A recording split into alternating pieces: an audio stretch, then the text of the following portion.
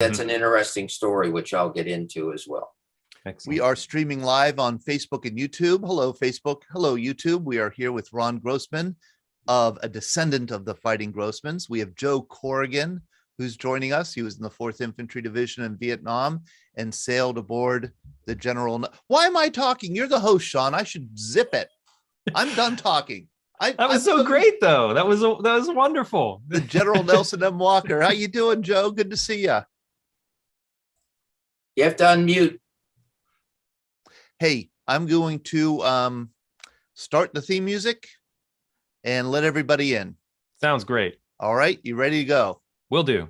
Here we go.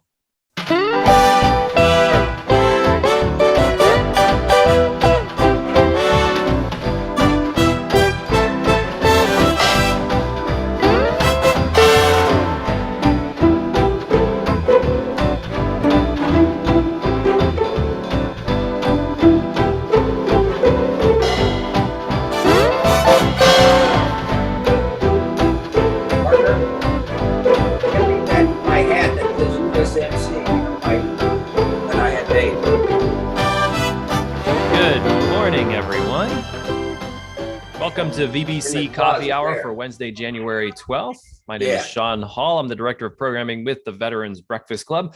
We're a small nonprofit in Western PA whose mission is to create communities of listening around veterans and their stories to connect, educate, heal, and inspire. Joining me is my wingman today, Todd DiPastino, the Executive Director of the VBC. Todd, good morning. How are you? Good. I'm doing fine. How are you? Wonderful. Thanks. I'm taking over the con this morning for the hosting duties, and we have a really interesting and exciting show lined up for everyone. First up, we're going to be talking with Art and I believe Lee Beltrone, the authors of Vietnam Graffiti, and also Joe Corrigan joining us, who sailed on the ship, the General Nelson M. Walker, a troop ship during Vietnam. Some really interesting stuff to get into there about a lot of things that were pulled from the ship and put into a museum, historical context for this. It's really interesting. And then also Ron Grossman, who's actually my mother-in-law's cousin, but he wrote the book on the Fighting Grossmans, which was his father's, him and his brothers, 11 total children. There were 10 brothers and 1 sister who was last, but the Fighting Grossmans, they all fought in World War II, all survived. And we're going to get into their story with Ron a little later in the program. First, what I would like to do is, Todd, you have an announcement, don't you? I do have an announcement. I'm going to make the announcement, but first I'm trying to figure out your relationship with Ron. Okay. My mother-in-law's first cousin, that would be your first cousin once removed in law. Correct. Right? Yes. And say that 3 times fast, and I think we'll have it. Second of all, before I make the announcement, I want everybody to behold the wonderful hat that Joe Corrigan is wearing. Joe, how does one get a hat like that? You have to be in the cavalry. Yes, have to be in the cavalry. Yeah, we're all envious, all who have not served in the cavalry. But I do want to make an announcement, and it's deserving for us. It's deserving of a fanfare.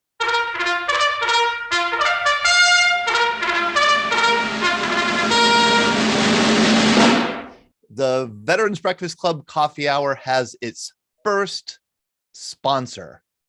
We've worked to get a sponsor for this program, and now we do have one, and it's D&D Auto Salvage Metal Recycling. They are sponsoring our VBC Coffee Hour through the year, and we're very grateful to them. Sean, do you want to tell people about them? Yeah, definitely. This is such a great collaboration. D&D Metal Recycling and Auto Salvage began as a small hauling and used auto parts operation in the Pittsburgh area here in the late 1970s. They've grown into a full-service metal recycling company with 2 locations in Lawrenceville and Tarentum, which Todd so graciously corrects me on, because Tarentum in Pittsburghese, I think Tarentum, but Tarentum.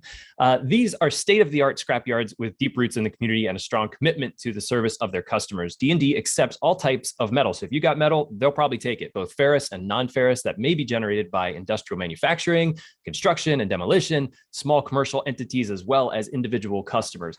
They have a wide variety of material handling equipment and are capable of managing any job in a timely and efficient manner. You can contact them for quotes and availability if you'd like at d&dautosalvage.com. That is D, the letter D, and the letter D, d&dautosalvage.com. We'll put that into the chat, but we really want to thank D&D for sponsoring VBC and the support for VBC and all of our programming for the coming year. It's really a really awesome thing that we've secured them. But thank you, Todd, for that announcement. We're going to get to also our upcoming schedule of events a little later in. First, I know that Art is here with us, but I know Art might be having some trouble with either his mic and or his camera. Art, if your computer's not working and you have a smartphone, you could go on and try your smartphone and that could work. So if that's the case, not a problem. Give it a shot and we will get you onto the program. Let's start with Joe, because Joe is sort of, intermixed with this Vietnam graffiti book here. And we have a lot of pictures and a lot of video to show of the ship and all of the historical stuff that was pulled from this. But Joe, first I want to start with you and just ask about your service. Were you drafted? Did you enlist? I was 24 years old, married, and my wife, wife called me work and was crying. I said, "What's the matter?" She said, "You got a letter from the government." And I opened it up, and you're drafted. You have to appear in Pittsburgh for induction within 15 days of receiving the letter, I believe it was. We had moved, my wife and I had married in 1964. This was 1966 when this happened. We had moved to California and lived out there. So I called them, said, "I'm no longer living in Pittsburgh." So they had me become inducted in Los Angeles. Mm-hmm. One of the interesting things was they had us all in a large room, put us in alphabetical order, and they went 1, 2, 3, step forward, 1, 2, 3, step forward, and they went through the whole group of people. And after they finished everybody, they said, "Okay, everybody that stepped forward, cross the room and go out the door. You're going to the Marine Corps." So every fourth man was drafted in the Marine Corps at that time. I actually found out later there were about 44,000 men that were drafted into the war during the Marine Corps during the Vietnam War. I was sent to Fort Bliss Reception Center, stayed there about 2 weeks, then was sent to Fort Hood, Texas. This was 66? This was 1966. So a little early in the war. It hadn't gotten as bad quite yet. Well, what was your expectation? What was happening was, and found out at a later point, the president decided that he was going to fight the war and he was going to build entire units to go to Vietnam. Mm-hmm. So normally you go to the Army, you go to basic training, you get out, you go to AIT, which is Advanced Individual Training. Then they send you to wherever they need your particular job function. But with us, I had a feeling that Joe might have froze. Together as a group. Oh, there you back. Same group of guys. And then we moved on to basic unit training, advanced unit training. And after an entire year of training, they detached us from the 4th Infantry Division, or 2nd Armored Division, and since the Vietnam attaches to the 4th Infantry Division. But we were really well trained before we went over, which was really a plus. Did you? It's an easy question to answer. Maybe leaving your wife, you're 24, you're a little bit older than everybody that's there at basic. What was that like, having to leave home? It was tough. My wife, we had no relatives in Los Angeles where we lived. So my wife stayed there for a couple of months. The other thing that happened is when I left to the Army, within 4 weeks of me leaving, my wife went to work one morning and there was chains on the door where she worked. And there was a sign that said, "This property is seized by the U.S. government for non-payment of taxes." So she called me, and then I talked to her, and I said, apply for unemployment. She went to the unemployment office, and they said, we have no record of this company ever paying any in taxes for your unemployment, so you're not eligible for it. It took about a year before she got the amount of money that was owed to her, but it was really a hard time. So she moved back with her family in Kensington and lived there until I got out of the Army in '68. The picture behind you, is that of the General Walker? Yes. Yeah. Yeah. Art gave those to us.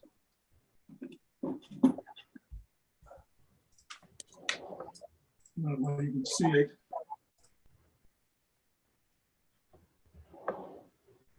Sail away.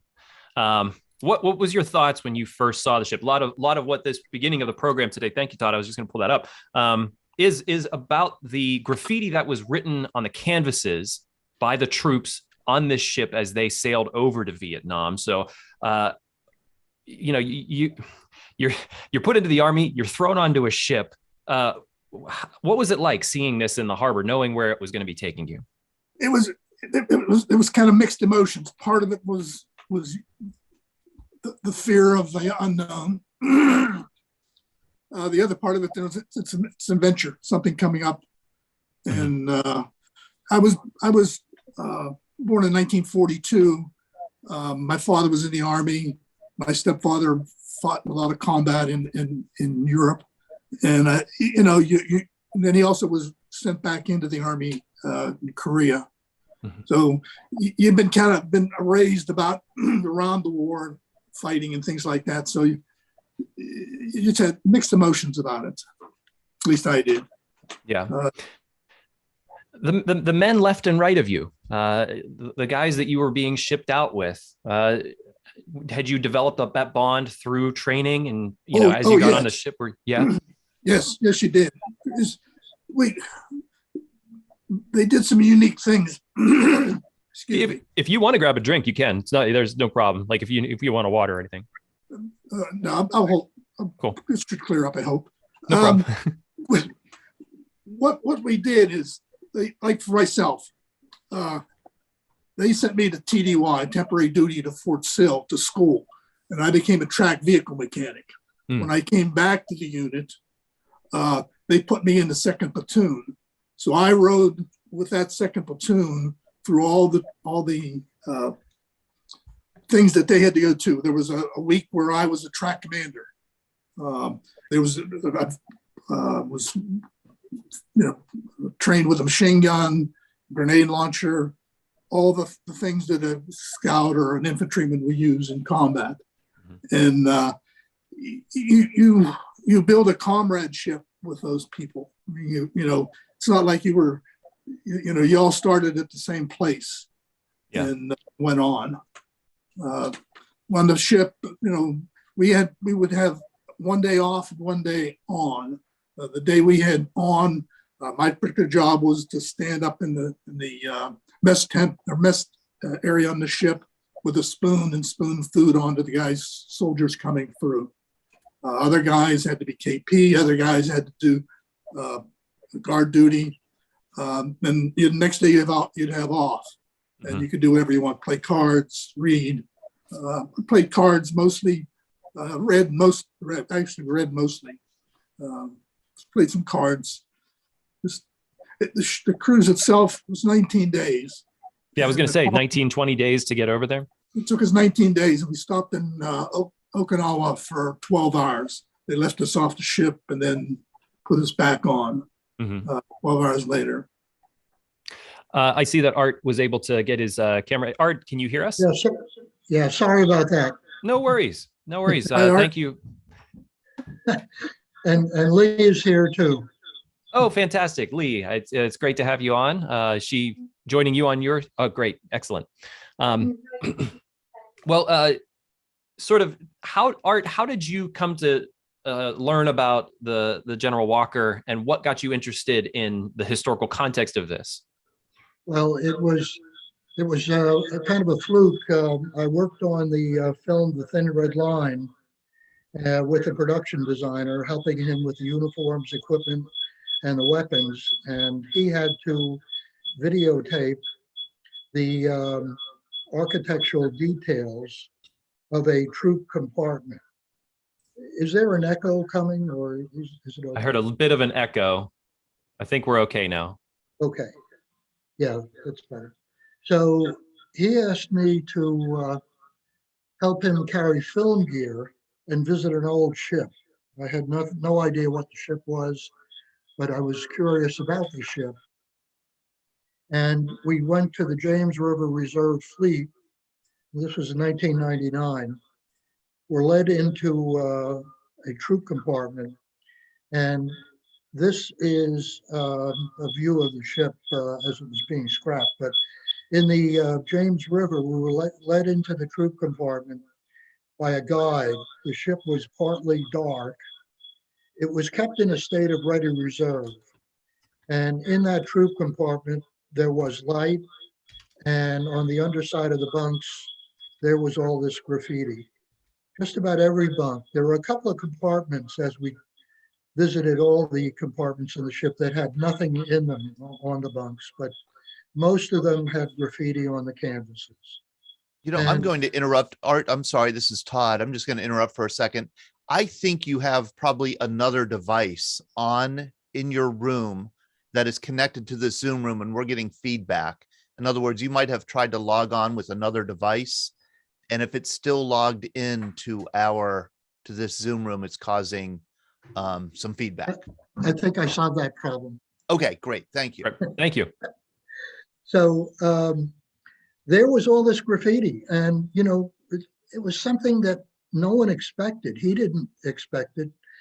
Jack Fisk was his name. He's an Academy Award set designer, having worked on numerous films during his career.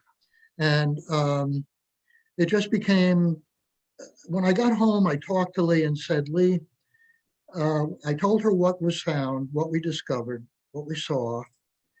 And I said, we've got to do something to preserve this.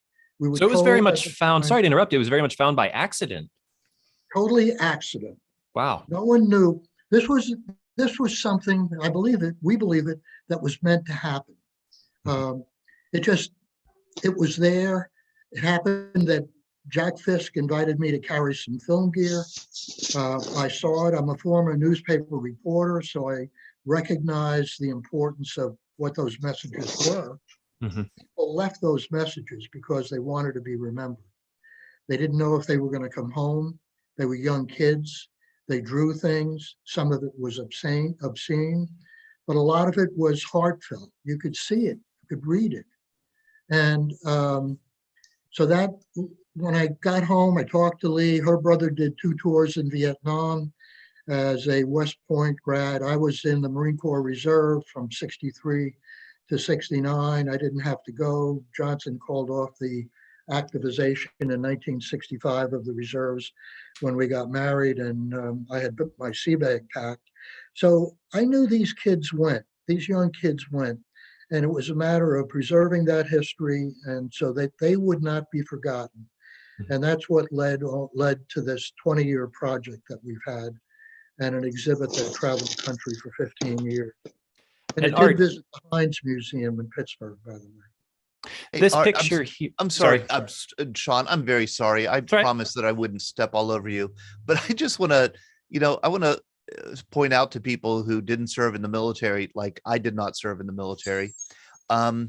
These look like really, really comfortable beds. I'm impressed by the lavish accommodations that the troops and the sailors on the General Nelson had. 5-star. Oh my gosh. I know. You've got to be tired to sleep on that. There was probably, Lee, what do you think, 12 inches, 14 inches? Well, we knew that the men had to get out of the bed in order to turn over. They had to climb out. There wasn't enough room for some of them to turn over in the top. Did you hear that from No, Lee? we couldn't hear We it. couldn't hear. Oh, this is an important thing because Lee sensed it when she was on the ship. We had some time If you're talking, Lee, we can't hear you. I'm sorry to say. Okay. She said that when a guy was in the rack, that's what it's called. Mhm. And if you wanted to turn his position over, he had to get out of the rack, climb back up, and get in the position he wanted. That's how tight it was. And the reason the graffiti was there in that black felt tip pen was because back then, and Joe, you can confirm this for me, at least when I was in the Marines, we had felt tip pens so that we could put our service number and our utilities. When they were laundered, we would get them back according to who it belonged to. So everybody had a felt tip pen. And as soon as somebody started leaving a mark, leaving a message, that just spread throughout the ship. I'm assuming that because it was predominantly felt tip pens that left the messages. There's an example of one. This is an interesting one. If you look in the left-hand corner, Leonard Cassera, and he writes world's bareback riding champion. And that's what he was doing before he was drafted. He was on the rodeo circuit out in, I think it was in Wyoming. And he gets drafted, but he wanted to leave a message that that's what he wanted to do. And he, after he got back home, he started again, had some difficulty, and couldn't continue it. But that's the kind of thinking that was going on in their minds. So this is a canvas that is pretty full, and each one of these is a story, and that's why this was so important to save them. How many of the veterans who wrote these did you end up connecting with and getting them connected with their art? Well, it was Lee's doing, using the telephone internet directory, and because almost everybody was proud of where they came from before they went to war, by using the telephone internet directory, Lee found over 100 of them. And we did interviews with all 100 of those men about the voyage over. And in the case of Joe, Joe, you didn't leave any graffiti that we found, but we've done an interview with you as well. So all of these interviews have become part of the legacy. And I don't know if you have mentioned it, but this whole project, the Library of Congress found out what we were doing, and they have asked for and have gotten all of the film we took and all of the interviews. So all of this is being preserved in the Library of Congress forever. You know, it'll be shared with the public whenever it's necessary. Joe, was there a reason why you didn't leave any graffiti? No reason. I generally don't do that sort of thing. Whenever I have any spare time, I read. That's generally. Well, you know, it was interesting. There were soldiers and there were Marines on the voyages. Soldiers went as a unit. The Marines were replacement troops, and there had to be an NCO assigned to a troop compartment, or even though the Marines weren't with a specific unit, they had to have somebody in charge of them. So we did find some troop compartments that were spotless, completely void of any kind of markings on the canvases. And having been through the Marine Corps, I kind of suspected what had happened there. That NCO really came down hard on them and said, "Don't you ever leave a mark on any of those canvases." No doubt. And just a kind of a footnote to this, when Lee found a guy who we think did leave the graffiti, we had to be sure it was the right man. Mm-hmm. And so, there might have been 4 Joneses or 3 Millers. So what I would do is I would call them and I'd ask, were you in the military? And if he said yes, did you go to Vietnam? Yes. And I'd say, how did you get there? He said, by ship. And do you remember the name of the ship? And he said, I think it was the Walker. So I knew I had him. And I'd say, well, my name is Beltrone. I'm with the Government Accounting Office. And back in 1967, you defaced a piece of government property. and Uncle Sam would like his $87.68 back. That would break the ice with him. And he said, oh my gosh, I got caught. I said, no, don't worry about it. We want to know about your voyage to Vietnam. You and I spoke about this prior to our program today, but this one that I've put up onto the screen is, like you said, it's a little bit of gallows humor, but certainly one of the more well thought out pieces in the collection. The room service, this is 1708, cancel that chicken salad on white. Did you find Yes. a lot of gallows humor throughout, or was it a lot more like love notes, like, or, missing my loved ones? There were just a few examples of gallows humor. There weren't that many. Kilroy was here predominantly everywhere. And, for those veterans who were World War II veterans, that was the inspector who would visit ships and check out different areas. And, if it was okay from the construction standpoint or the electrical standpoint, he would put a little drawing and saying, Kilroy was here. And that was carried into Vietnam as well. So we found those on the canvases as well. That canvas, by the way, the National Museum of the Army has now opened just outside of Fort Belvoir. The Army had branch museums, Signal Corps, Quartermaster Corps. This last year was the first time that the Army could open their own National Museum of the Army, just like the Navy and the Marine Corps Museum. Also in Virginia, the Army is located just outside of Fort Belvoir. That canvas, that gallows humor canvas that you showed, is currently on display in the temporary art gallery of the Army. And remember, that came off the pile of discarded material, and they put it in the Army art gallery with all the famous Army art paintings. Mm-hmm. And so, you can sense what it meant to those in the Army museum system having that, because we transferred a lot of these canvases to the various museums and military facilities.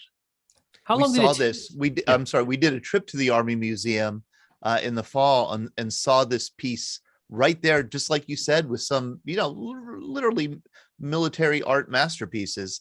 And it was a lot of fun to see this piece of, I guess, what you would call folk art with all this other, more scholastic art. And do you remember the wonderful case they put it in, lighted case?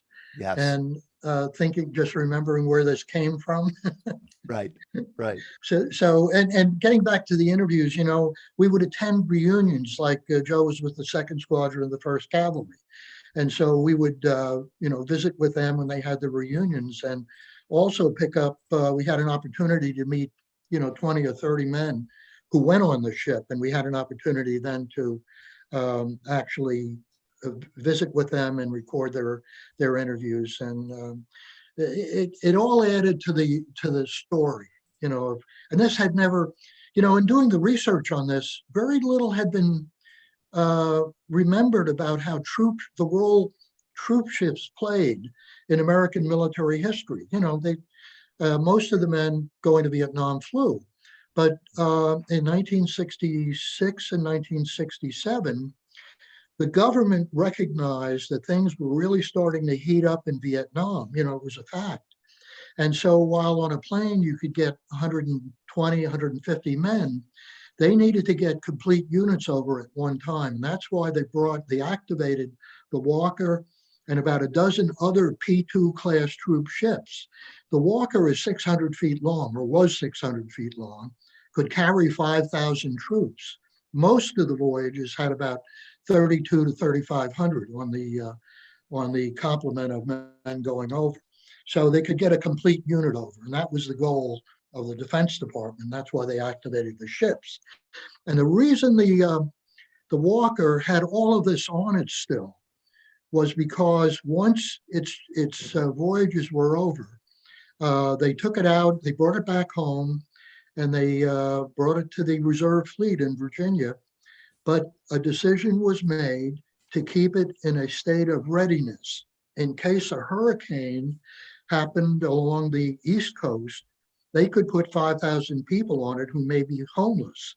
So rather than cleaning it out, they usually would strip a ship of the interior components. Rather than that, they left everything on it. The propulsion system could be brought back into use in about 30 days. And so they just locked the door. We even found plates in the galley that had food had been served on, still with dried food on them from Vietnam. And so that's why it was fortunate that that ship was the way it was, and everything was on it.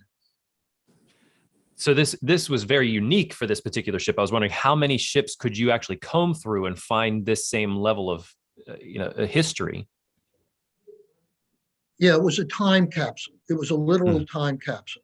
There was one other ship that we found that was on the West Coast, and we heard about that. Actually, I did a talk, Lee and I did a talk in Washington at the Navy Memorial, the museum there, and somebody was there from Marat, as a matter of fact.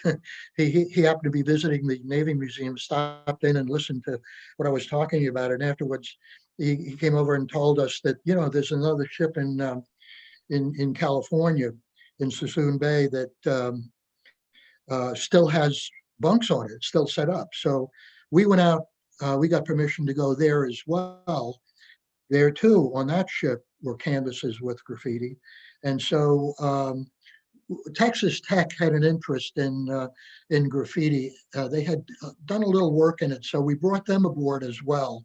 And they have a lot of the canvases, and they have it in their repository in Texas. But so there are two, repositories. The other places, lots of museums and historical societies. We've made sure that this has been disseminated out. So the exhibit, traveled 15 years, and it visited over 70 venues in 35 states. And the reason that happened was because we pulled 300 canvases, for the use of the project. And there were men who were from all states throughout the United States. So what we decided to do was to split the country up. Anything west of the Mississippi would have a Western exhibit featuring canvases with men coming from those states, and east of the Mississippi, canvases with those men from the eastern states. So wherever the exhibit went, we transferred canvases out so that it localized the exhibit. And that's why it visited so many places and had so much interest. How long did it take you to pull everything from the walker? Well, we worked on it for 5 years. At first, I'm sorry? Yeah, well, 5 years before it was taken to Brownsville, Texas. And then at Brownsville, we were out there 3 or 4 times. And Joe wasn't with us, but Jerry Barker, who was a member of Joe's unit, he's the former chief of police in Indianapolis. He volunteered. This was an all-volunteer effort. He volunteered to come out with another. Joe, do you remember who else came out from the unit? It was somebody else. Yeah, I can't remember who it was. Yeah, but Was it anyway. Dennis Scott, maybe? Did he come out? I think so. I think it was him. But anyway, Jerry we worked very hard out there. It was so hot. I don't know if anybody's been to Brownsville, but it was brutally hot. And we were told by the scrapyard owner, we had to get permission to do this. And he said, yeah, I like the idea of you wanting to preserve this material, but you've got to wear hard hats. And I said, sure, no problem. We get out there and they're cutting the ship up. But they were in hazmat suits because of all the elements in the metal and everything else that they're cutting away on. So, but we did 3 trips out there, drove a 10-foot box truck back to Virginia, filled with everything, including complete berthing units and canvases. And we even had I think we had a life float in there, not a lifeboat. But so we had enough to really work with. All right, and sort of an interesting question is, before you found all this history and started doing all of these interviews with veterans, had you done much of that in sort of your your previous work, or how did this change your life so that you got more interested in the veterans' history and the stories behind the ship and the men that were on it? Well, it's funny. It's really a Pennsylvania story. Hmm. My mother's side of the family were all coal miners in Brownsville, not far from Pittsburgh. And so every summer we would visit them for a week. And an uncle had served in World War II, and I probably was about 7 years old. And one summer before we came home, he called me over and had had something in his hand.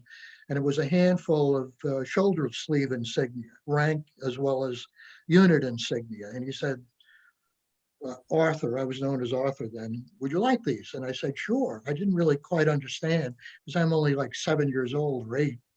And so when I got home, I somehow figured out to write a letter to the Smithsonian, drew little pictures. They sent me back a letter and told me what units and what it all meant. So and I grew up during that era of, we were walking to school. World War II veterans, their kids were in grammar school, and they were walking with army jackets on, their souvenirs of their dads. And so it was all part of it. But that started my interest in military history, military artifacts, and also, that it just continued along. And at one time I was a collector. There was a firm in New York called Francis Bannerman. They dealt in Civil War military artifacts. So I got into that. And so I'm no longer a collector. I'm an appraiser of military artifacts now. That's what I do. But so it's always been an interest. And I think the newspaper experience and the stories that were generated there, were things that instilled in me the story aspect of it. And this book was the second book we did. We did a book on World War II Army Air Corps POWs shot down over Europe and imprisoned in German prison camps. And that was also about stories as well. Joe, did you ever think that, when you left the Walker and entered Vietnam, that you'd ever hear from the Walker again? It would become this historical piece? No, never did. Never did. Then I think it was Kansas, or I think it was Fort Knox. We were having a reunion, and there was this guy walking around interviewing people. And this story for me kind of started there. But what was an exciting thing for me, 2004, I think it was, I had an automobile accident. I was hit by a drunk driver, and I had my back out of whack. And so one particular day I was waiting in the doctor's office for an MRI, and I picked up the Smithsonian magazine, and I opened it up to this page. And this guy Simpson, him and I spent a lot of time together. He was a friend of mine. It was really, just set me back in my chair saying, damn, where'd this come from? Then it finally all dawned that this guy that was interviewing us had put it to work for us. It was exciting. It was really exciting. Hey, do you mind if I was the first major story that was done on the project, the Smithsonian magazine, because we had given them a canvas and that got them interested, and we had transferred a canvas to them. That was the criteria with the scrapyard owner. Nothing could be sold. It had to be transferred to repositories or whatever. I have a memory, and this could be a false memory. John Ferguson, did you not tell me a couple years ago that you went to Vietnam on the Nelson Walker? Yes, I was on there. That's one question I was going to ask Joe. What day did you board the Walker? August 66, or August 67. Okay, I boarded the 22nd of September, 66, and we stopped in Naha for probably about 12 hours to run around the docks. We stopped at Okinawa, and they left us off. And most of the guys went to find drink. Some friends of mine and I, we went to the AM Club and found someplace we get a steam bath. One of the problems we had on the boat was you had to take baths in seawater, which nobody wanted to do.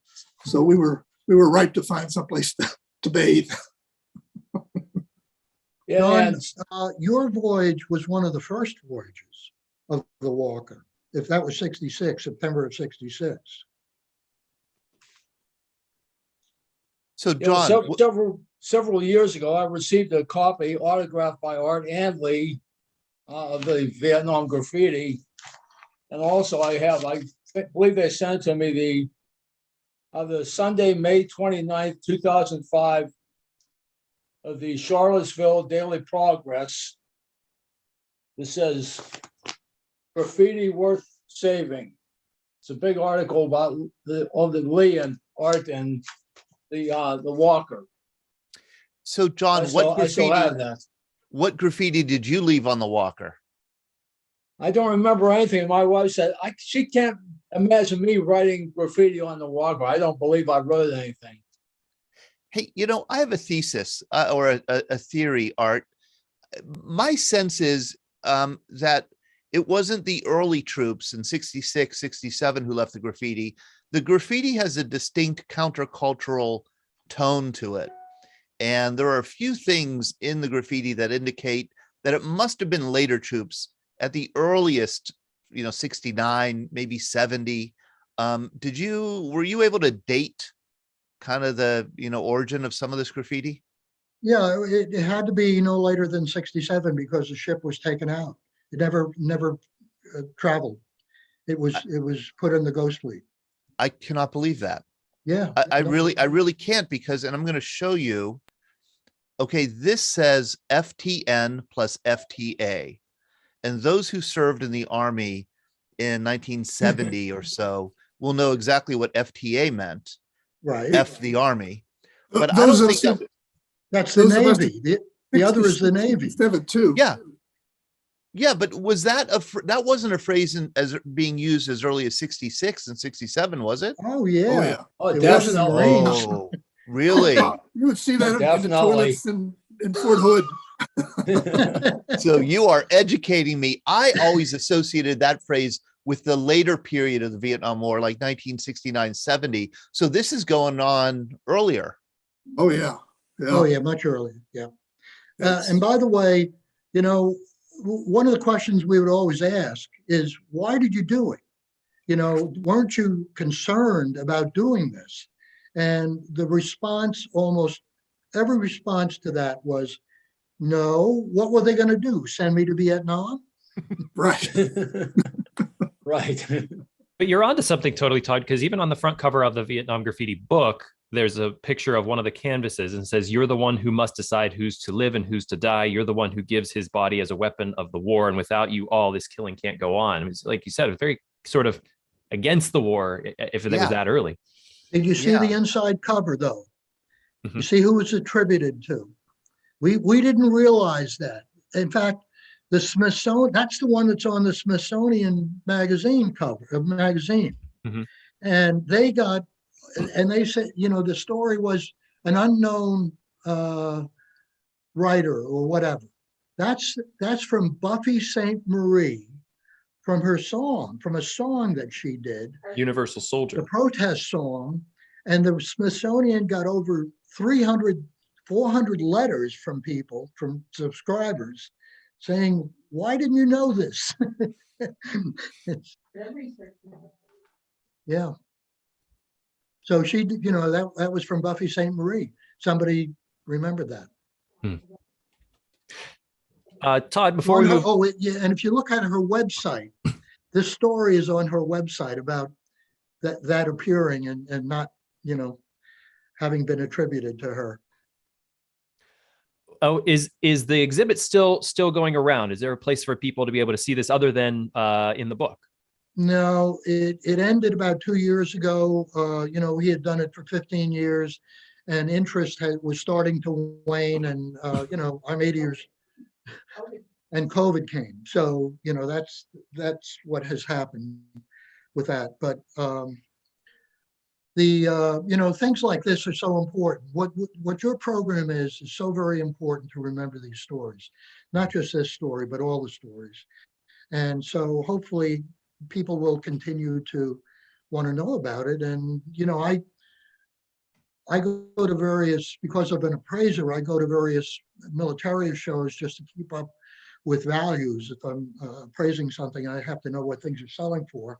Mhm. And I'll often get into a discussion with somebody, and it could be somebody from the Gulf War, and I'll hear from them. Oh, you wouldn't believe the graffiti that we saw in the potties there, in the little, Johns that the soldiers left. So it's something that continues to be done.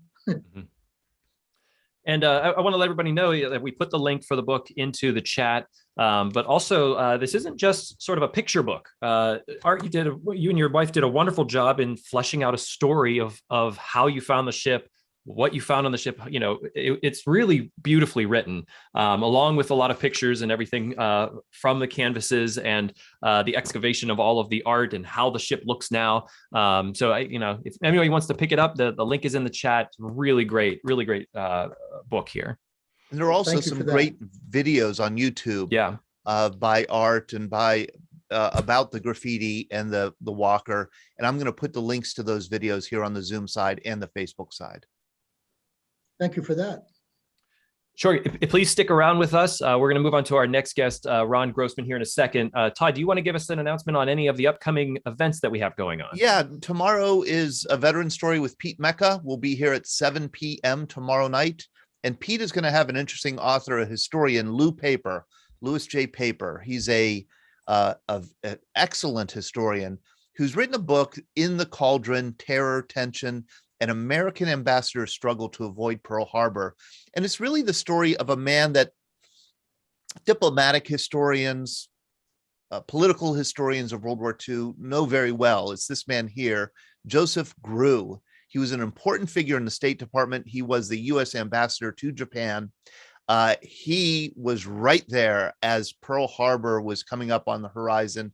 He was in Japan working with diplomats, trying to avoid the war that he ended up couldn't stop. But it's a really good dramatic story, and it's one of those counterfactual.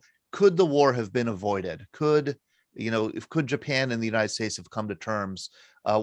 Lou is going to be telling that story and sharing that history tomorrow night, and then on Monday night for our VBC happy hour. This is a story that I'm really looking forward to. This is the story of the Pretty Kittens, an all-girl rock group that toured Vietnam, Army bases, Air Force bases, and Thailand in 1967. And Diane Cameron was the lead of the Pretty Kittens, and she was there. And I had a wonderful phone conversation with her where she regaled me with some stories and just said it was a life-changing event for a 20-year-old girl, young woman, whose parents had to give her permission to go to Vietnam. I don't know why they gave her permission, but they did.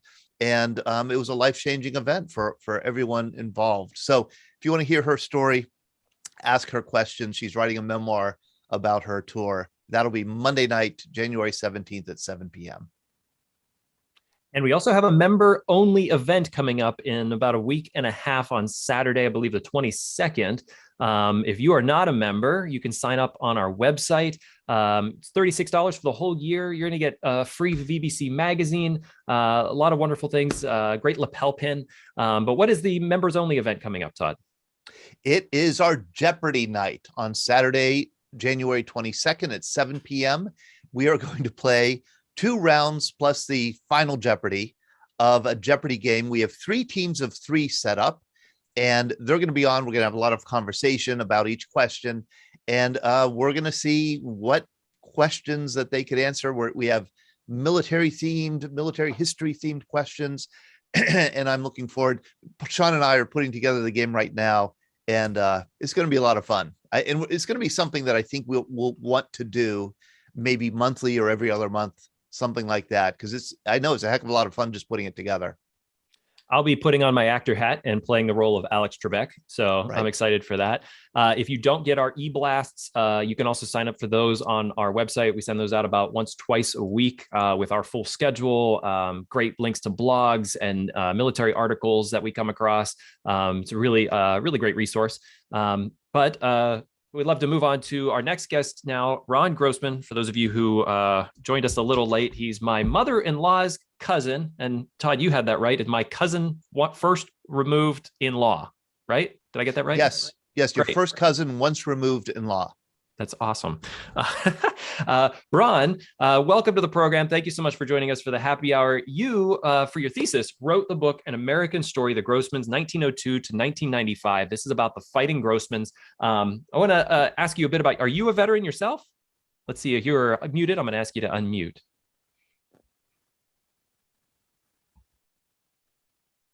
Yes, I'm a veteran. Yes. I And- was my hat here, United States Naval Reserve Medical Corps Lieutenant Commander. I was 17 years in the Ready Reserve. So the Fighting Grossmans were 10 brothers who went to World War II? There were 10 brothers, but 8 served in uniform. 7 were in active duty. 6 went overseas. All were exposed to combat. All survived and came home.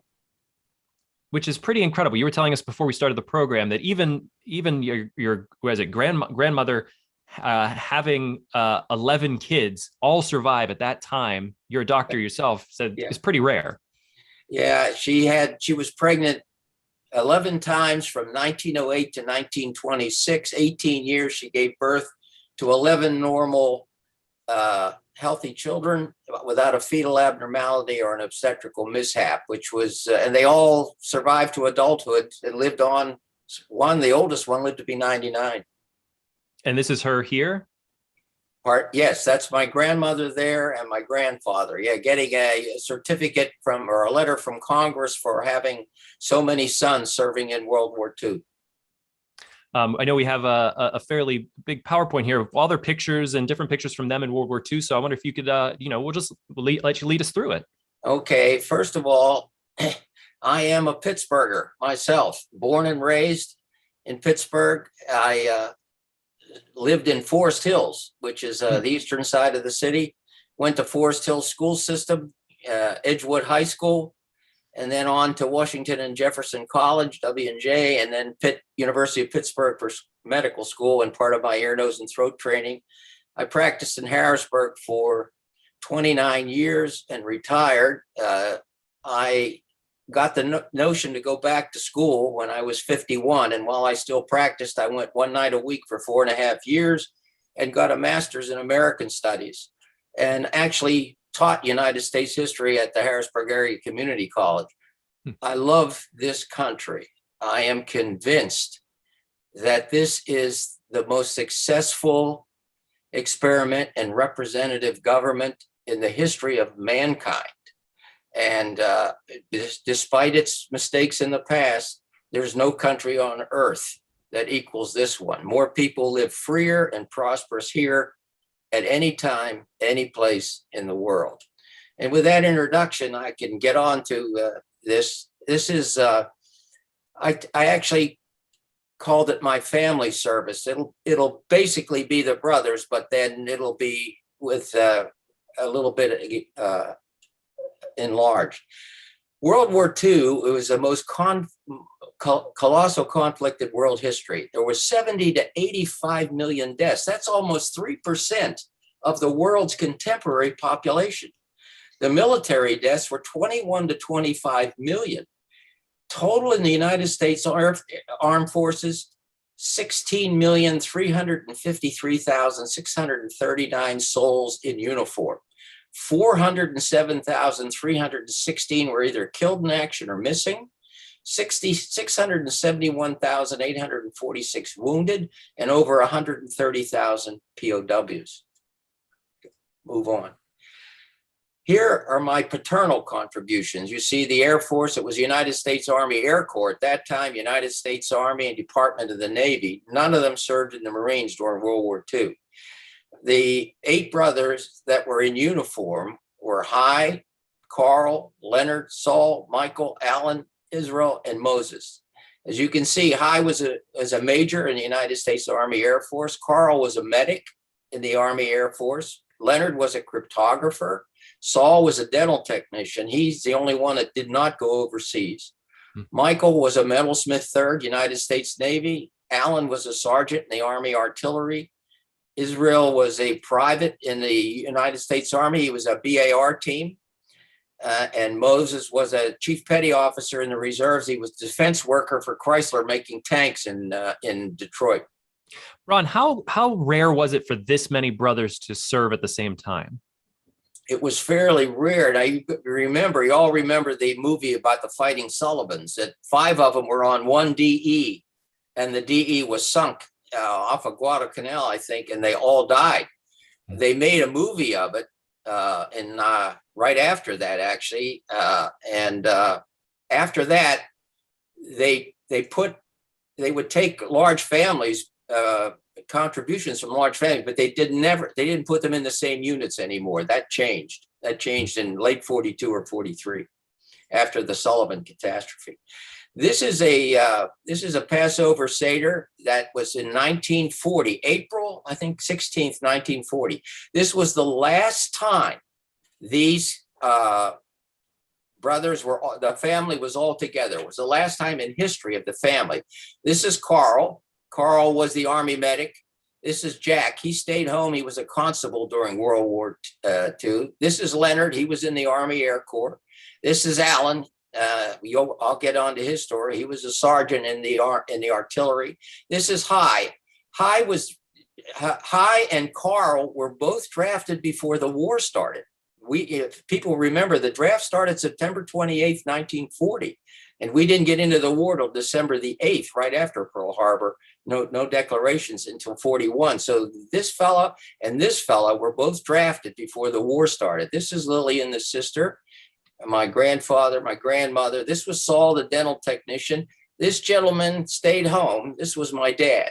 He was about to go, so that we moved from Altoona back to Pittsburgh. And because he thought he was going to be drafted, he went to work in the Westinghouse temporarily, he thought. But they changed the law. He was 32 years old and had 2 children, so he was spared the draft. He stayed home and worked in the Westinghouse. And at 1945, at the end of the war, he got a certificate. He worked on the Manhattan Project in the Westinghouse for the atom bomb. So he contributed as well. This was Mo, the man making tanks in Detroit. This is Israel. EO, his nickname was. EO was wounded and missing in action for 2 weeks. We'll get to his story. He was on a BAR team. And this is Israel, or EO. He was the only one in the Navy. You can go on to the next slide. Mo, here's Mo. He was the oldest brother. He migrated to Detroit in the 30s and served in the Naval Reserve as a CPO. He worked in missile defense in Italy, Turkey, the Redstone Arsenal in Huntsville, Alabama. Mo was an unbelievable character. He had 167 professional boxing fights. He was the only man to knock out Fritzy Zivik. He knocked him out in the first round of a non-title bout. He was one tough guy. He was mugged by 2 teenagers in California, in Los Angeles, when he was 67 years old.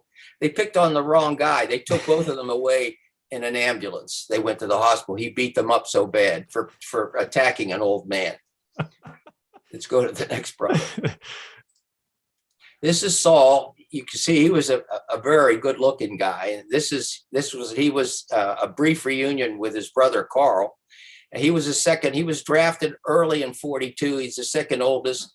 He was a dental technician, and he was discharged after 18 months due to his age and marital status, one child. Okay. This is Leonard. Leonard was a nice guy. He was supposed to go to the CCC camps in 1933, but he always had poor health, so my dad went in his place. My dad thought, gee, I'm going to be on the outdoors working in Kane, Pennsylvania. It's wonderful. They found out he could type 80 words a minute. He was a company clerk, and he never got out of the office. Leonard he actually enlisted in early 42. He was trained as a cryptographer. He served in North Africa and Italy. He was under bombing attack and mildly wounded. And he suffered lifelong from amoebic dysentery that he got while he was in North Africa. I remember visiting him at the Deshaun Veterans Hospital here in Pittsburgh. And he died when he was 78, but he went through the whole 3 years through the whole war, served in the Army Air Force. Here's High. High was drafted in 1941 and sent to Fort Sill, Oklahoma, where he became the heavyweight champ of Fort Sill. This is the father of your mother-in-law, Sean. He was sent to OCS, and it was Coral Gables, Florida. While he was there, he was Clark Gable's roommate. And he served in the Air Force until discharged as a major in 1946. Here's a guy who was drafted in 1941 as a private, came out in 1946 as a major. He served in England, North Africa. And here's I don't know if you can see this, but this is the Here, let me Pittsburgh spotlight you. Post-Gazette, Thursday, September 3rd, 1942. And it shows that he was Clark Gable's roommate. You can see that. Huh. Okay, let's go on. One sec. Going back to the PowerPoint. Here we are. There we go. Next slide. This is Alan. He served in the third wave Omaha Beach. He went on. He went ashore at Omaha. He was in Bastogne and got out 1 hour before it was surrounded in the Battle of the Bulge. He crossed the bridge at Remagen right before it sunk into the Rhine River. He was in the unit that liberated Dachau on April the 29th, 1945. He said it was one of the worst things, of course, in his whole life. He said his unit never took a German prisoner from that time on. The war ended 9 days later. Never took a prisoner after that. They shot every German they found. And it wasn't just the Jewish guys in the units, it was everybody. They just were absolutely appalled. He married a French girl and he remained in Paris until his death in 1945. This was taken in the Bois de Boulogne in 45. You can't see how really beautiful she was. She looked like Dorothy Lamour, actually. She's still alive. She's about 96 or 97 years old now. They met while he won. They threw everybody's name into a hat in his unit, into a helmet, and they pulled, and everybody got a number, and he was number 7. And he says, "I'm the 7th son. I'm going to win." Sure enough, he won. He was one of the 3 guys that won, and he went on an R&R to Cannes on the French Riviera. And this woman had been hiding out in the Vosges Mountains to avoid deportation to Auschwitz. And when she came down, and he was playing the piano at this little hotel in Cannes, and she came up to him, and they could find neither one. He couldn't speak French. She couldn't speak English, but they both found out they could speak Yiddish. And so he told her, he says, "She was beautiful. I'm going to find you in Paris after the war, and we're going to get married." And they did, and he stayed there until his death in 1995. This is an interesting picture. You see, this is Moosburg Prisoner of War Camp, May the 8th, 1945. After they liberated Dachau, they liberated this POW camp. He was a corporal then. This is Corporal Alan Grossman, tough guy. His nickname used to be Tarzan. You can see he's a bodybuilder. 45 hanging there. This is Second Lieutenant Eddie Kastner, who was a bombardier on a B-24, shot down over Germany, imprisoned here. This was his good friend back in Pittsburgh. He found him in that camp in 1945 on May the 8th, and they both survived the war. Next one. Here we come to Carl. Carl was one of the ones that said drafted in peacetime. He served for over 3 years in the Pacific. He said, "I was playing cards in the Presidio, and 3 days later, I was in a foxhole on Tarawa, trying to stop the bleeding of a Marine who had been hit by a small landmine while he was digging a hole." And I don't know, that's my phone. Excuse me.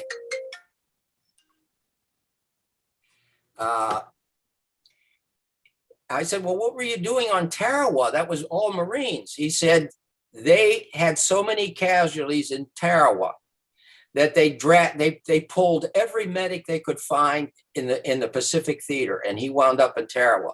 He spent 3 years over there doing that. He walked away from 2 plane crashes. There was another interesting story. He was in a Texas unit, and he had a sergeant that was in charge of his unit, was an extremely anti-Semitic guy, and he pulled him out of the line and said, "You're going to take the next flight." And he said, "But I'm not due for the next flight, my friend." He said, "That doesn't matter, you're going." So he went on the next flight. His friend went on the flight afterward, which he was scheduled to go on. And that flight disappeared over the jungles of New Guinea and was never found. If that sergeant hadn't pulled him out of the line, he wouldn't have lived to be 99 and die in Detroit about 3 years ago. It's unusual.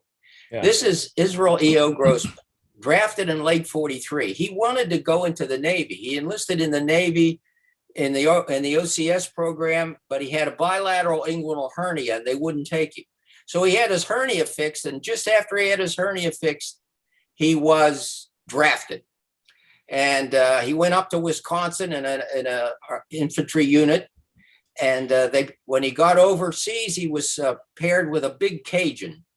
Can you imagine a little Jewish guy from Pittsburgh and a big Cajun from Louisiana? He was the armorer. He carried the cans of BAR magazines.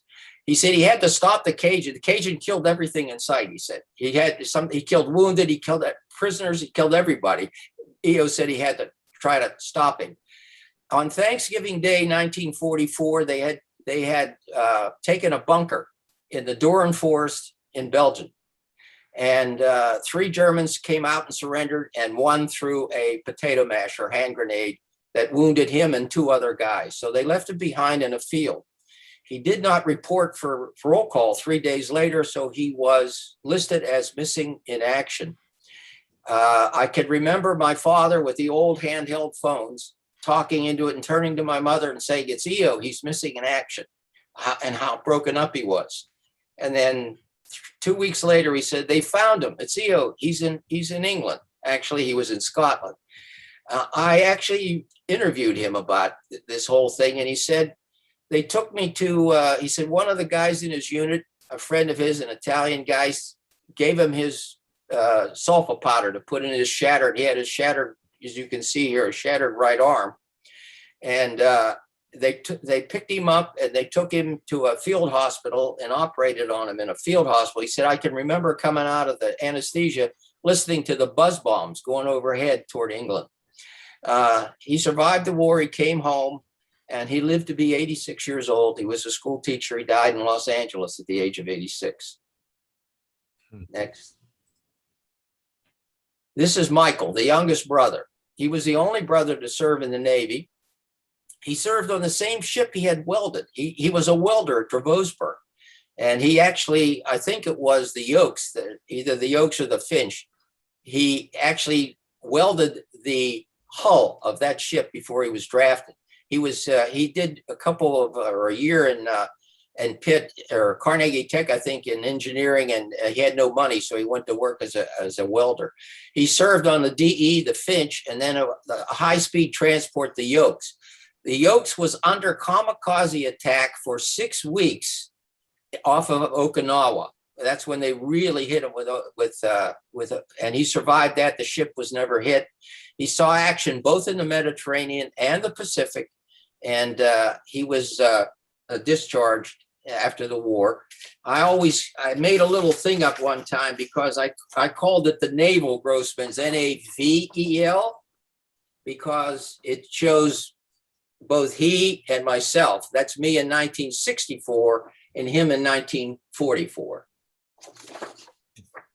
Okay, let's go back. Next one.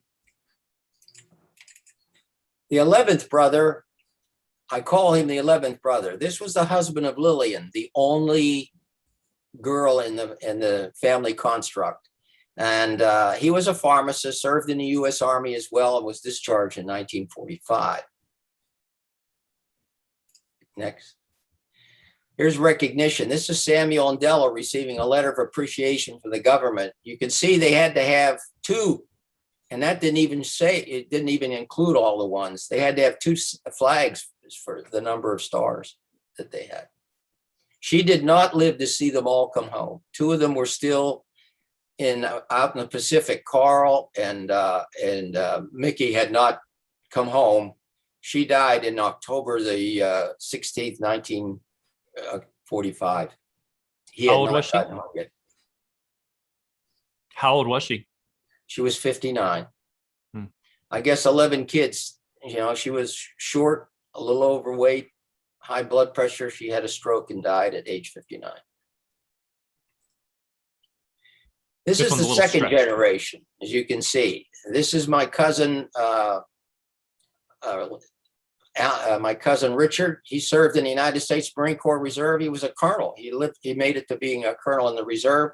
He went ashore in Lebanon in 1958 with the Marine Corps invasion there. This is me. I enlisted. I graduated from W&J on a Saturday morning. I knew I wanted to serve in the Navy, and at that time, every doctor got drafted, and I wanted to go in the Navy, so I enlisted. I graduated from WJ on a Saturday morning. I enlisted on Monday morning at the old Pittsburgh post office, the old post office downtown Pittsburgh. I was commissioned as an ensign. You can see that's a very rare shoulder board. This is when I served. I volunteered and served at the Newport Naval Hospital in 1964. Actually, I was sitting in the wardroom of the Newport Naval Hospital on call when the Gulf of Tonkin went down. I was watching it. I remember watching it on TV that the Gulf of Tonkin went down. And I said, this did not look good. At the end of when I graduated from medical school, I was made a lieutenant, junior grade, and 30 seconds later, I was made a lieutenant, which is a captain in the Army. I stayed in the reserves and I volunteered. I was in a reserve unit, a mobilization team in Harrisburg as a lieutenant. And then I was to go in 1970 when I finished my residency. But by that time, Nixon was president and the war was winding down. So they stuck me in a reserve unit and said, you're on call for the next 3.5 years. It doesn't matter what you're doing, you're going if we need you. I said, okay. They forgot about me. And I did not get my discharge papers till 7 years later. So I actually spent 17 years in the Ready Reserve and was on active duty 3 times. This is my brother, James Grossman. He's still around. He's 79. He was a lieutenant in the Army through ROTC at Pitt. And he went on to serve in Korea in peacetime in Korea, Yongsan Army Compound in Seoul. He was actually there, though. He would have gone to Vietnam, but he somehow or other they sent him to Korea, and Korea was considered a combat zone at that time because there's still no peace treaty with North Korea. And at that time, I don't know if you remember, there was a ambush of our patrol in the DMZ, and 10 guys were killed. He was there during that time. This is my cousin Jim Blatt. He was drafted into the Army. He spent 3 years, came out and became still a very successful lawyer in the Los Angeles area. Next. So my wife's not the only lawyer in the family. No. Actually, Richard was a lawyer too, the one in the Marine Corps. Michael Grossman, son of Jack Grossman, was a radar man in the United States Navy. Zeb, his brother, was also served in the United States Army. Go ahead. Mm-hmm. This is my mother's side of the family now. My mother had only one brother. This is him, Sergeant Howard F. Heidowitz. He was drafted in early 1942, and he was trained as a radio operator. He served on 2 troop ships. They were both torpedoed while he was on that ship. He survived 2 torpedoings. He was then in the invasion of Saipan. I have a picture of him in front of that famous sugar mill. That was a famous battle, and Saipan was a miserable campaign. He was on that. And then he got malaria and dengue fever. They patched him up. He was also wounded on Saipan, and he went ashore as a radio operator in the invasion Leyte Gulf in the Philippines. He was honorably discharged in 1945, married in 1946, died in 1982. Good guy. It was my mother's only brother. Well, that ends my little go around through World War II. I'll be glad to answer any questions any of you have in regard to anything I've said. Certainly. We'll open up the questions for all of our guests throughout. But Todd, do you want to chime in? Yeah. Did any of those family members give you any advice when you joined the Navy? Or did they say, don't join the Army? No, actually, they never said anything. The family got sort of dispersed after the war. A lot of them went out to to California, as there was a migration to California and Florida by many, it took place in the whole country. So we didn't talk much about the war. I interviewed them all when I wrote that book. I even interviewed Alan, who was in Paris. I had a lot of his writings. He used to write a newsletter. Plus, I spoke to him on the phone to get as much information as I could. And as far as EO was concerned, who was missing in action, I actually talked on the phone with a historian of Company L, which was his company. One guy was a historian of that, and he gave me a lot of information as well. So they were all happy to talk about their service. Yeah, they all did. They didn't get into, a lot of detail about, I asked my mother's brother, I said, did you ever really shoot anybody? I was a kid then. And he said, we just aimed the rifle. He said, and I just pulled the trigger. He said, he didn't want to talk very much about it, but most of the others would talk about it. World War II is unbelievable. And for those of you who are interested in World War II, especially the collector that Mr. Beltrone, I'm a great reader. I like to read, and especially historical fiction, which I sometimes find more reliable than historical nonfiction. And there is a writer, P.T. Duderman, his name. His father was an admiral. He was in the Navy. He was actually he was a captain in the Navy. He was the commanding officer of a destroyer division, actually, which is 3 destroyers. And he writes a lot of World War II fiction. And if any of you really want to read really good books that describe it the way it really happened, I think, his name is P.T. Duderman, Deutermann. I would highly recommend his books. They are really, really well done. There's one about the action on Guadalcanal. You can't realize how vicious some of that fighting was. Vicious. And to have survived it is unbelievable. I know my mother-in-law, I'm going to spotlight her. My mother-in-law's on here as well to listen to Ron, to the story of her family. But Rain, I think it's important to also ask you, because Ron did the legwork to contact all of the brothers and really get the stories. But did your dad, did he ever talk about his service to you? My dad. Why is that happening? Oops, sorry. We'll mute you real quick. We have I think a double. Yeah, you have 2 windows up, which is probably why we're getting some feedback.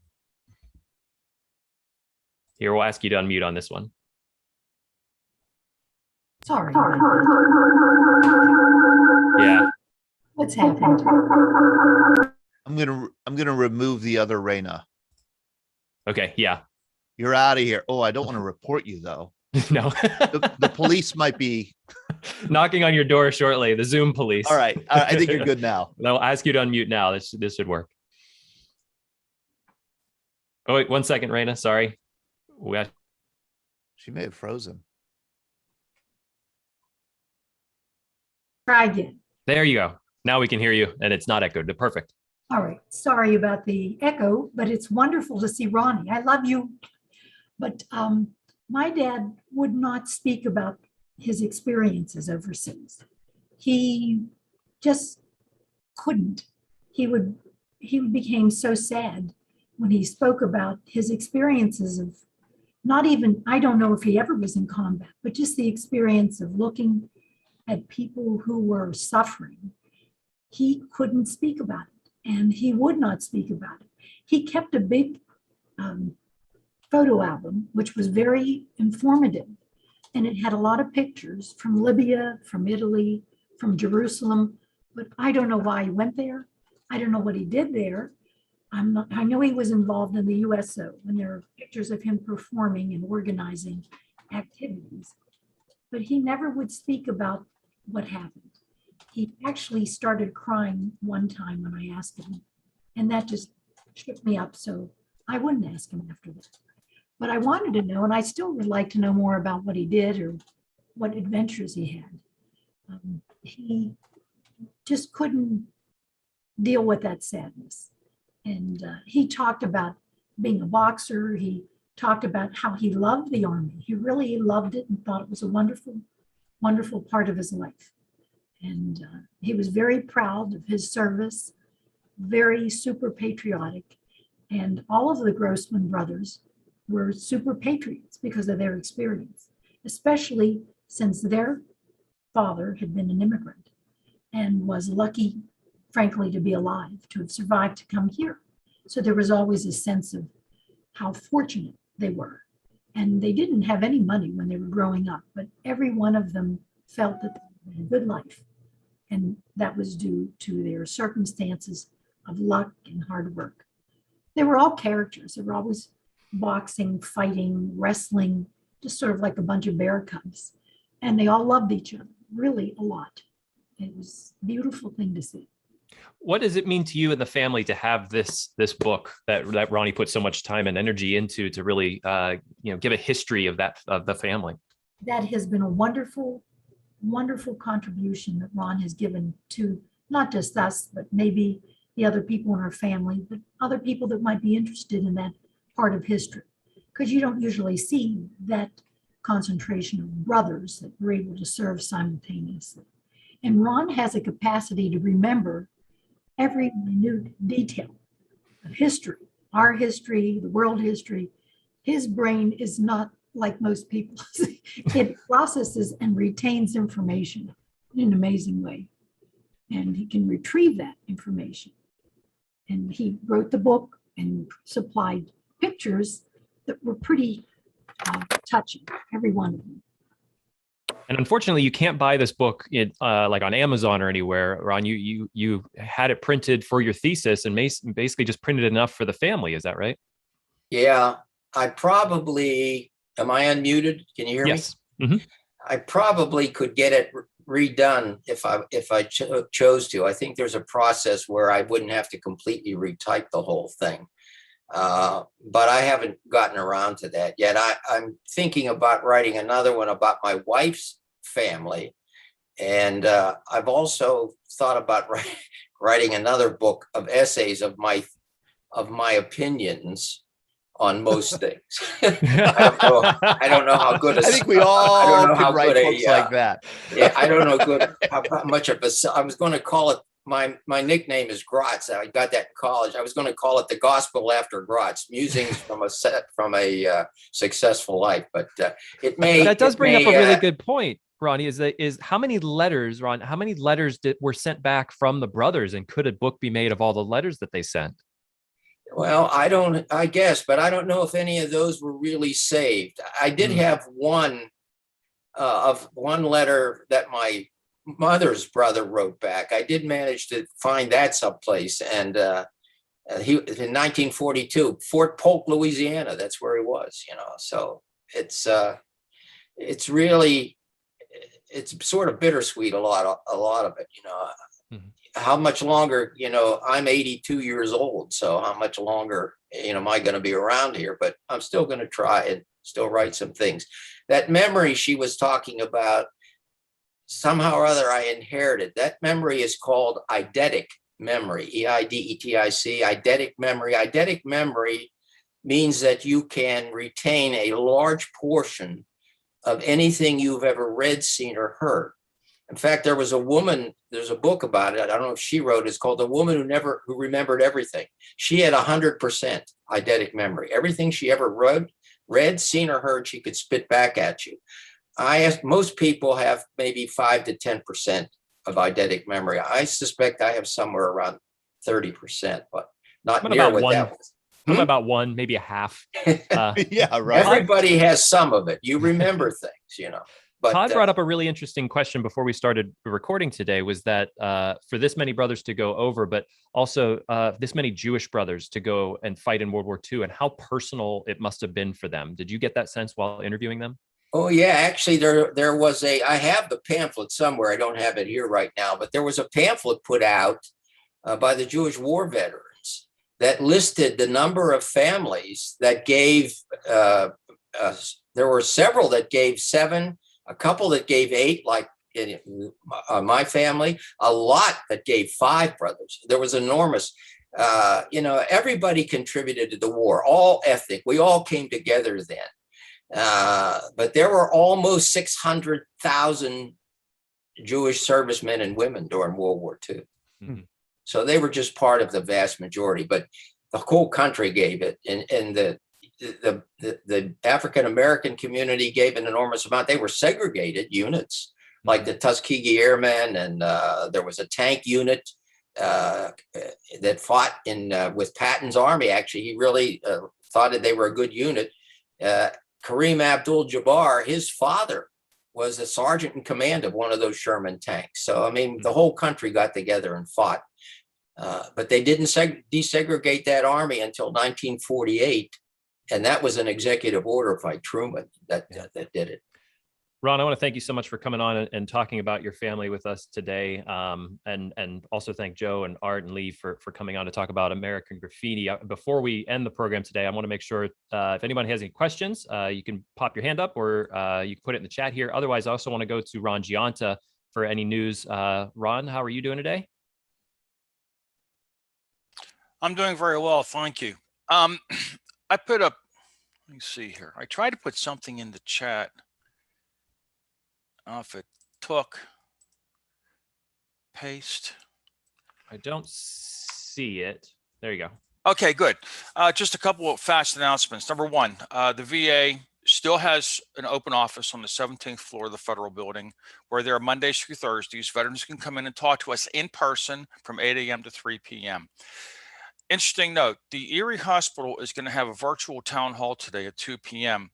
I encourage all veterans, and I put the information in the chat about how to get to the virtual town hall. And I encourage veterans to participate in that, because it's really important that the VA hear the voice of the veterans and the things that are on the mind of the veterans. I mean, there's no organization that's perfect. And if veterans have a good suggestion for the VA or a concern, the VA needs to hear that. So that's just like my little 2 cents right there. Also, veterans, I put in the chat about how veterans can find out if they're eligible for health care. We got a lot of veterans out there who don't sign up for health care, don't even think about signing up for health care, where they actually could be eligible for health care with the VA. And it's important that we pass the word on to other veterans about signing up. I'm doing that all the time here in my neighborhood where I live in Ohio Township. And, you know, veterans are finding out that it's a good thing. It really is. And you don't have to give up your other health care if you have it, but it's also a good thing for like getting your flu shot, your COVID-19 shots, or anything else. And also there's a lot of benefits out there for veterans. So I'm just encouraging veterans to participate as much as they can. And that's really all I have to talk about. Thank you, Ron. Thank you so much for being here. Ron Grossman, you have your hand up? Yeah, I have a question for that gentleman who just was on. If you could send your email to Sean so that I can get in touch with you, because I'm a veteran, but I cannot get a DD 214. And the reason for it is I have more than enough days of service, but you have to have 50 days I think that's 100 days, so many days consecutive. I have more than the number of days needed, but not consecutive. I have all of my papers, but they denied me a DD 214. Is there any way I can get my DD 214? I just put my email in the chat, and I'd be more than happy to help you do that. Great. That would really be a big help to me, because you know how important that is, you know. Oh, yes, most certainly. You know, the National Archives has everybody's military records, and the form that veterans are always asked to fill out is called an SF. That's Sam Francis 180, SF 180. You can find that form online on the internet, and you can send it into the National Records Center and just basically specify that you need a copy of your military records. I always encourage veterans to say that when they say, why do you want a copy of your military records? I always encourage veterans to state on the form they're applying for benefits, so that would actually attach a sense of urgency to the request for the SF 180. Also, anytime a veteran applies for benefits, files a disability claim, like something as simple as tinnitus, ringing in the ears, or hearing loss, when the claim comes to the VA, we automatically order the veteran's records from the National Records Center to be included in their file. And then the veteran, after we get all this information, they can do what's called a Privacy Act request to the VA, and they want a copy of their whole VA file. The VA through our National Records Center, would compose a CD of whatever's in the VA file for the veteran and mail it to the veteran. So send me your email, include your phone number. I'll give you a call. We can talk, and I can backfill you on all this stuff if you so desire. Plus, I'll also send you a copy of the a PDF copy of the current VA benefits handbook, if that would help.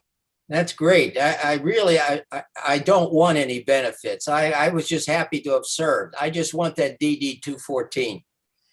Well, my philosophy is every veteran in this country put their life on hold, no matter for how long, in service to their country. And we all pay taxes, and our country owes every single veteran that ever signed up a debt of gratitude for what they've done. I have my discharge papers, but I don't have my DD 214. Okay, send me an email. I'll give you a call and we'll talk about it if you like. Thank you. And you got that email, Ron, from the chat? I haven't checked my email yet. Let's see. Okay, Ron Gianta put that into his email into the chat, but I'll send you a separate email with his contact. That's great. That'll be fine. Thank you. And two Yeah, questions. Sorry, I'm sorry. Yeah, I just want to let everybody know if anybody wants to get in touch with Ron, a great way to do it is just email me. I'll pass you right on to Ron. Yes, Todd and I have a great dialogue going on constantly. Yeah.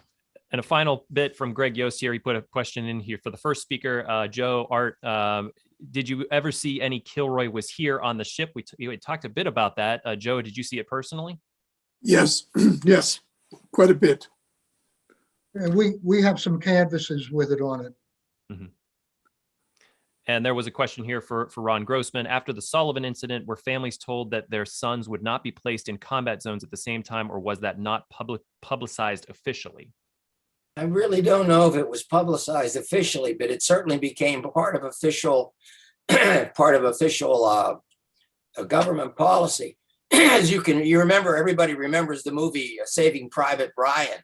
Mm-hmm. There you had 4 dead, but 3 dead, and they were trying to save the 4th one. As you can see, though, they were all in different units. You know, Private Ryan himself was in the 101st, I think. I'd like to ask Art if he would tell the story about the bunk that was given in New York. The bunk that was given to New York, or the one the guy who said Tom, the Western, the heart with the initials. Oh, yes. Well, I forwarded the story that CBS did, and I think it was posted. This is the one Tom Fay had for his wife, and we found him. He didn't have his last name, so we put a notice in the I think it was the American Legion magazine, and he came across it, and he said, "Oh my gosh, there's my canvas that I wrote on," and so. We gave it to the 2nd Squadron of the 1st Cavalry, Jerry Barker. And at that exhibit, and it's on the CBS story, Jerry transfers the canvas to Tom Fay. And you can see the emotion in his face. He actually breaks down when he reads what he said about his wife. And he was married a year after a year before he gets to Vietnam, I think it was, or it was a year difference. And he just got so emotional about that canvas, and he still has it today, I'm sure. But yeah, I would suggest looking. Sean, did you post that somewhere, that one I sent to you this morning? Yeah, the link that you sent for CBS News with that, with the highlight of that canvas and the Vietnam graffiti, that is in the chat here. So if you want to pop over to the chat and go to that link before we close out the room here today, it's 2.5 minutes, but it's a really interesting segment from the CBS News about Vietnam graffiti. And Sean, Lee and I would like to thank you very much for what you all are doing. This is such a wonderful program and effort that you're making, and we applaud your efforts, and I'll continue to watch. Oh, wonderful, Art. We'll love to have you all back. Joe, Ron, Everyone here, thank you all for joining us for our coffee hour. We're going to be back tomorrow evening, Thursday night, 7 p.m. For our next event. But just definitely pop on our website, veteransbreakfastclub.org, for our full event schedule. Lots of great things coming up. Todd, any final words before we go? I just want to thank Ron and Art and Joe and John Ferguson for joining us and sharing these stories. This is terrific. Please join us anytime. Ron, I think it would be fun to publish maybe a story about, one of the Fighting Grossmans on our blog. If you'd be willing to share one of those stories, we'd be happy to share it with a larger readership. I think there would be a lot of interest in your family's history. Okay. Very I'd be good. happy to. All right. Thank you all. Take care, everyone. Have a good day, and we'll see some of you tomorrow night. Bye-bye.